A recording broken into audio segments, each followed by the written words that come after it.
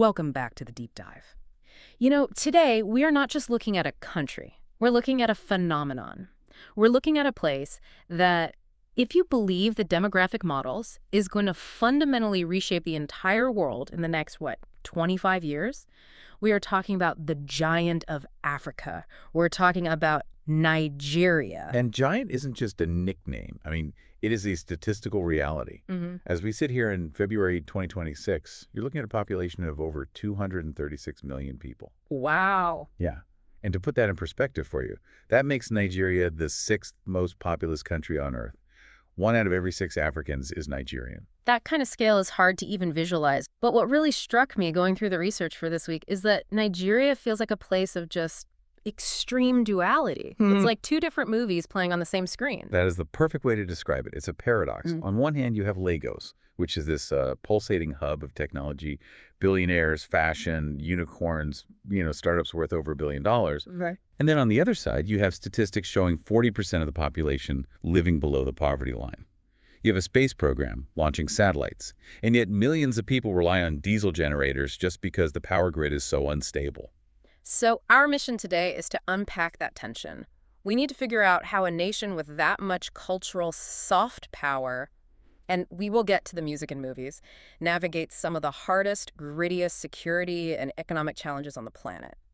And we have to start with the immediate context because the geopolitical landscape shifted just a few months ago, didn't it? It absolutely did. If we're doing the executive overview of where Nigeria stands right now, early 2026, we have to talk about December 25, 2025. The U.S. airstrike. Exactly. This was a massive development. The United States, under President Trump, carried out an airstrike against Islamic State militants in northwest Nigeria. See, that stopped me in my tracks when I read it. Usually when a foreign power drops bombs on another country, it's an act of war. It is.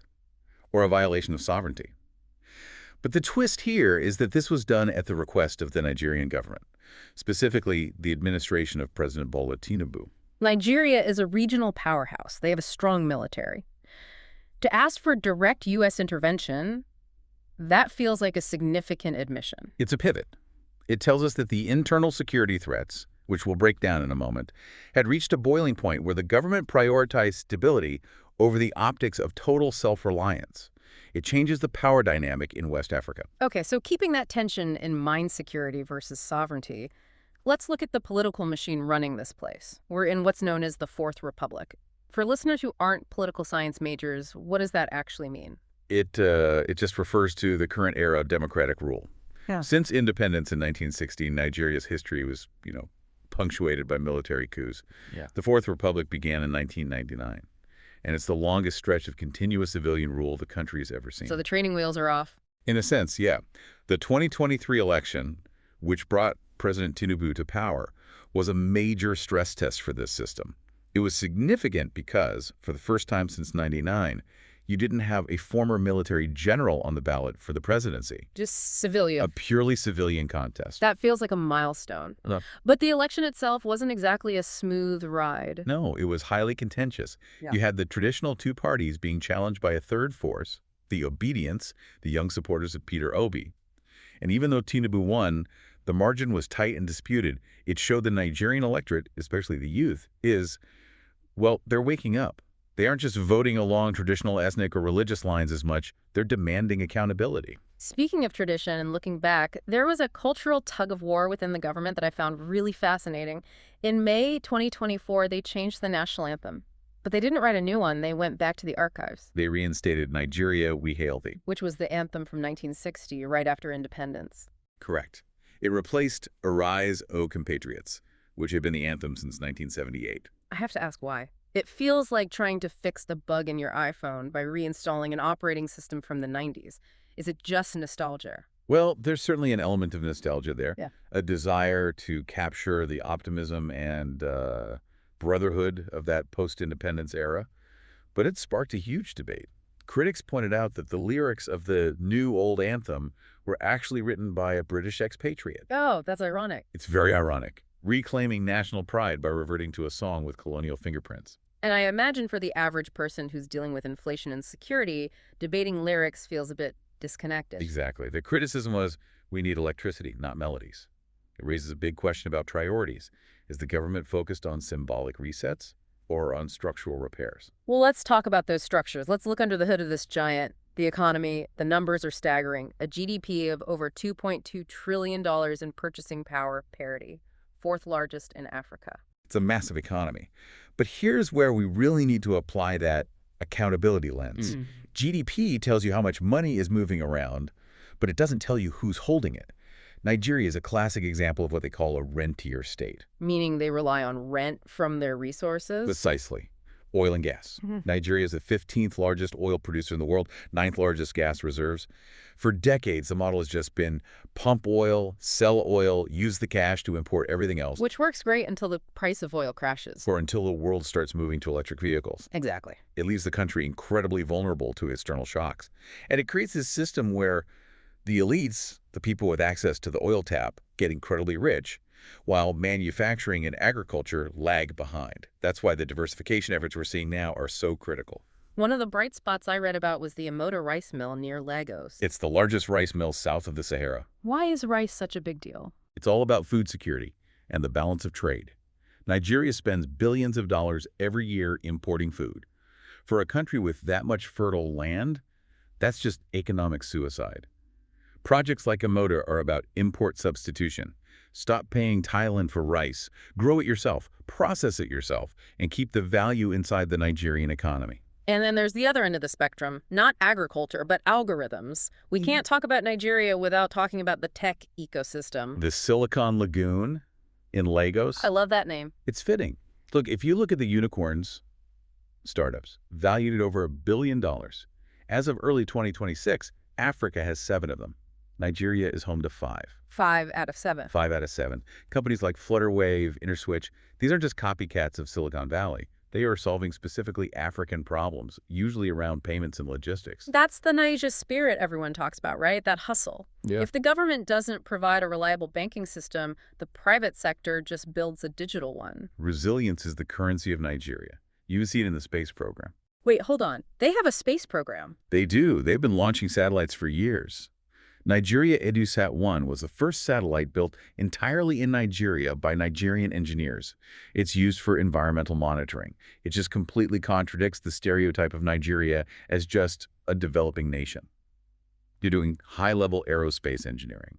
But, and this is the but that keeps coming up, we have to look at the accountability gap. You have satellites and unicorns, and you have the power grid. The grid is the Achilles heel. How can a country with the 9th largest gas reserves in the world have citizens who rely on generators for daily power? It seems like a massive contradiction. It is a failure of infrastructure governance. The gas is there, but the pipelines and power plants are insufficient or poorly maintained. And then there's the corruption. The sources mention oil theft. The numbers on this are mind-blowing. 120,000 barrels a day just vanishing. That's industrial-scale theft. It's not someone with a bucket. It involves sophisticated criminal networks, often with insider help, siphoning crude right from pipelines. That's revenue that should be building schools and hospitals, literally leaking out of the economy. And that leakage fuels the inequality. When people see that kind of wealth being stolen while they struggle, it creates anger, which leads us to the security map. And it is a complex map. The sources describe a 3-front threat. Okay, let's break those down. Front 1, the Northeast. This is the one most listeners have probably heard of. Boko Haram. Exactly. Boko Haram. Right. This insurgency has been raging for over a decade. Now, to be fair to the military, there has been progress. In 2022, around 40,000 fighters surrendered. But the threat hasn't disappeared. It's mutated. You now have ISWAP Islamic State in West Africa province, which is more tactical, better armed, and frankly, more dangerous. That's the group the U.S. airstrike targeted. Front 2. The Northwest. The sources use the word banditry, but bandit sounds like an old Western movie. This is much more terrifying. It is a misleading term.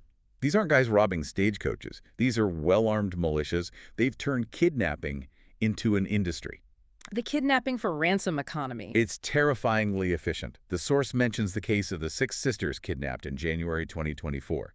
That story gripped the nation because it showed that no one was safe. It wasn't political. It was purely transactional. Families are forced to sell everything to pay ransoms. It just drains the local economy. And then front 3, the Middle Belt, the conflict between herders and farmers. This is often the most the most misunderstood conflict in international media. It's usually framed as religious, right? Muslim herders versus Christian farmers. That's the easy headline. Yeah. And yeah, the divide often falls along those lines. But if you look deeper, if you look at the root cause, this is an environmental war. It's about climate change. 100%. Look at Lake Chad. It has shrunk by 90% since the 1960s. The water is gone. The grass is gone. So the herders in the north have no choice but to move south for grazing land. They move on to farmland. Cows eat crops. Farmers retaliate. It's a resource scarcity issue masquerading as a religious war. So you have a country fighting desertification in the north and ecocide in the south? In the Niger Delta, yes. Yeah. Decades of oil spills have destroyed the ecosystem there.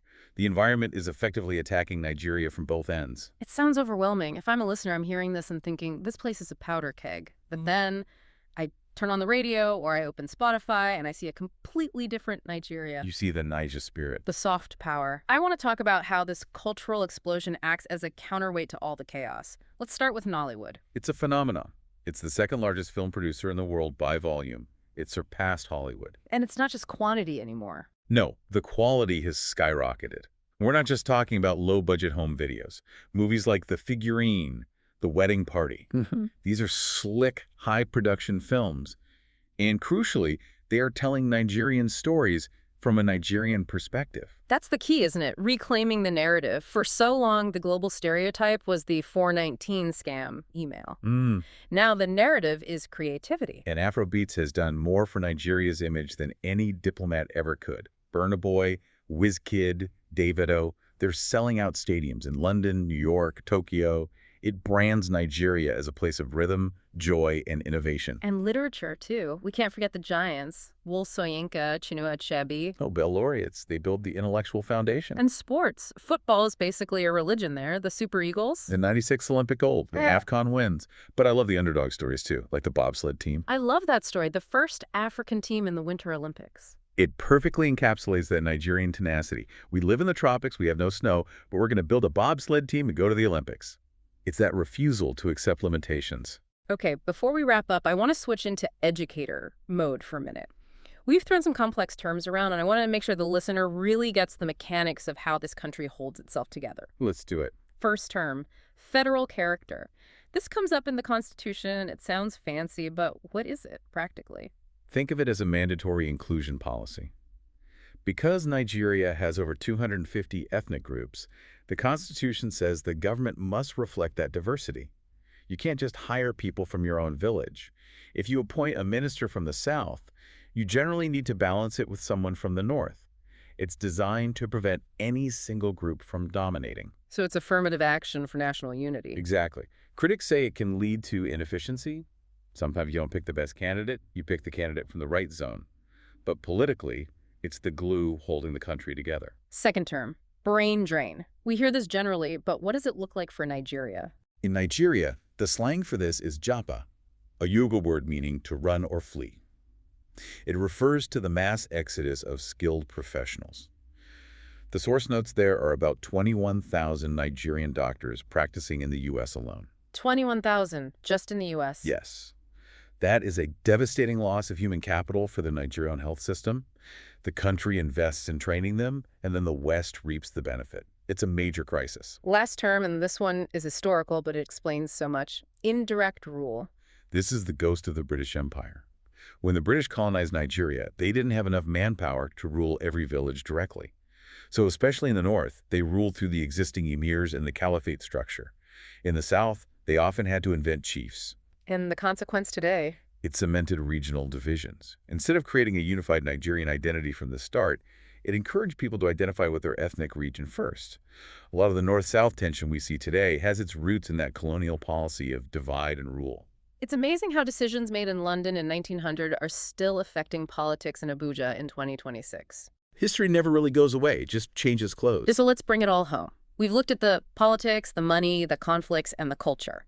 If you had to summarize Nigeria for our listener in one word, what would it be? Resilience. Elaborate on that. This is a nation that survived a brutal civil war, the Biafran War, where millions died.